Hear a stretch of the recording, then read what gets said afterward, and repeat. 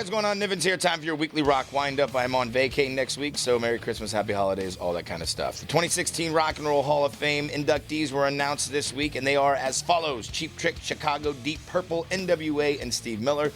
For the second year in a row, they're going to take place in April in the Barclays Center in Brooklyn, New York, and then sometime in the spring, it'll show up on HBO.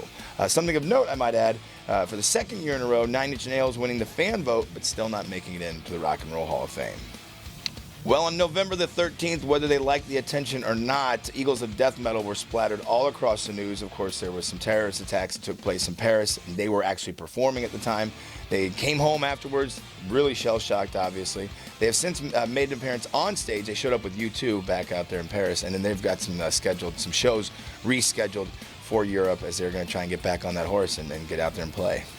And I hope everything turns out pretty good for Ricky Rocket, drummer for Poison, announcing this week that he underwent, I guess, like 7 chemotherapies. Is that what it was? 9 rounds of chemotherapy, 7 weeks of radiation. He goes back in February to make sure that the treatments were successful for cancer. It was oral cancer, actually. But the 54 rocker is saying he feels hopeful and that everything worked out in his favor. Well, I know I saw this popping up over the internet sometime this week, but if you're a fan of Pantera, perhaps you've been noticing I'm Broken popping up in a Carl's Jr. commercial. It's being used to help promote their new Steakhouse Thick Burger. Dime will probably be proud. Speaking of Pantera, as of today, actually, a new compilation out on Rhino Records. The complete studio albums, 1990 to 2000. So, of course, you got Cowboys from Hell, Vulgar Display of Power, Far Beyond Driven, The Great Southern Trendkill, and Reinventing the Steel. Now, it's going to be on a 5 CD compilation on one side, or you can pick up the 5 LPs on colored vinyl. And with that, it kind of leads us into some new music announcements. Veer Union looking to kick out some new stuff in the new year. Their new album is titled Decade. It'll be out on January 29th.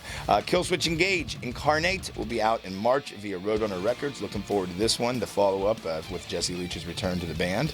As